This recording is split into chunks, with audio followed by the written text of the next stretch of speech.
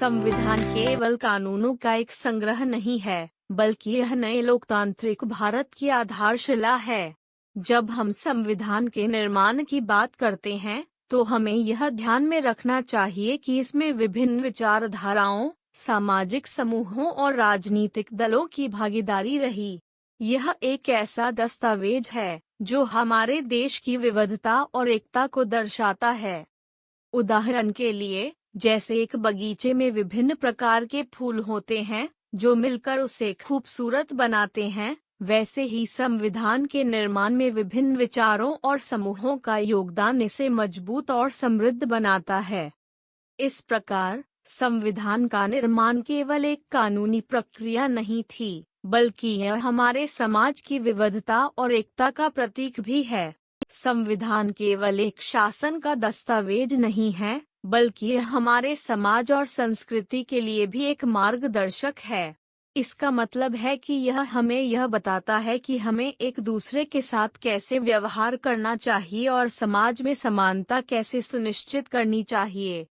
आप सोच सकते हैं, जैसे एक स्कूल का नियमावली जो सभी छात्रों को समान अवसर और अधिकार देती है, इसी तरह संविधान भी सभी भारतीयों को समान अधिकार और स्वतंत्रता प्रदान करता है।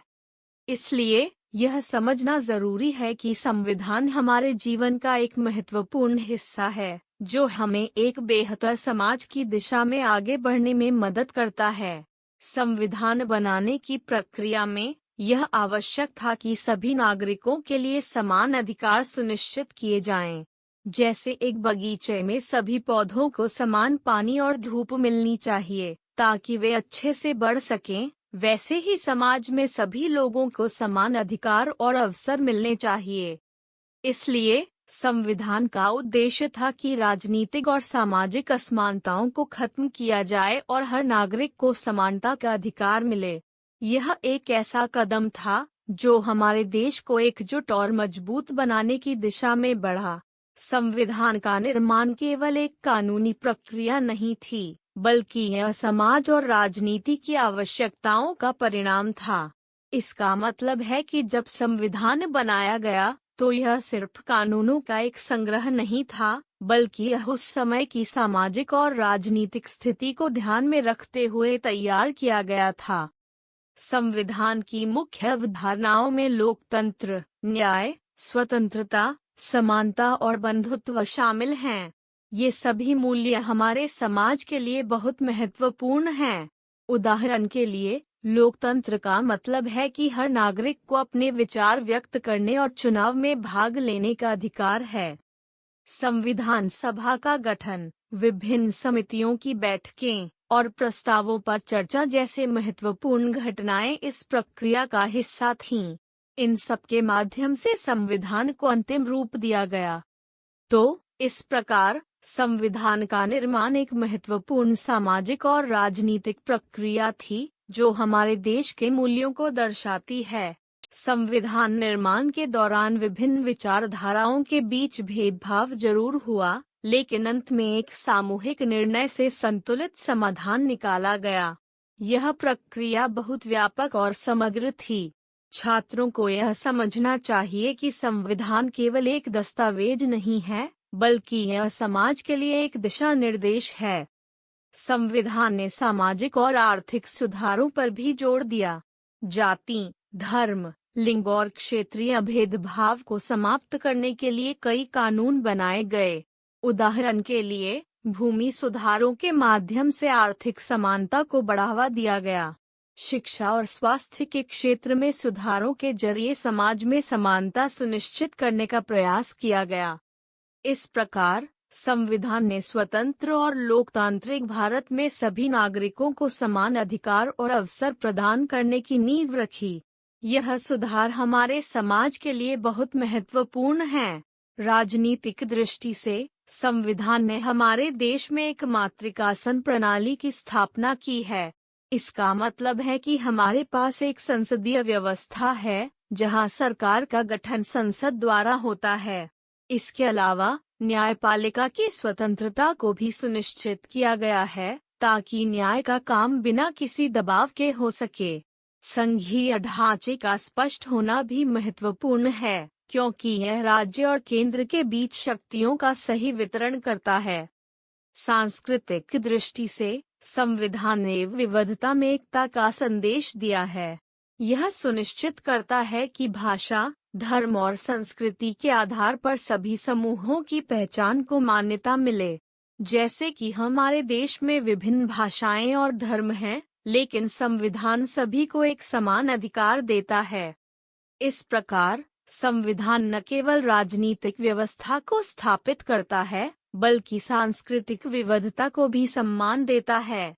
यह हमारे देश की एकता और अखंडता को बनाए रखने में मदद करता है। इसका मतलब है कि हर व्यक्ति को अपनी पहचान और विश्वास के अनुसार जीने का अधिकार है। जैसे एक बगीचे में विभिन्न प्रकार के फूल होते हैं, वैसे ही हमारे देश में विभिन्न संस्कृतियां और धर्म हैं। सभी का सम्मान करना और एक साथ मिलकर रहना ही हमारे संविधान का मूल उद्देश्य है।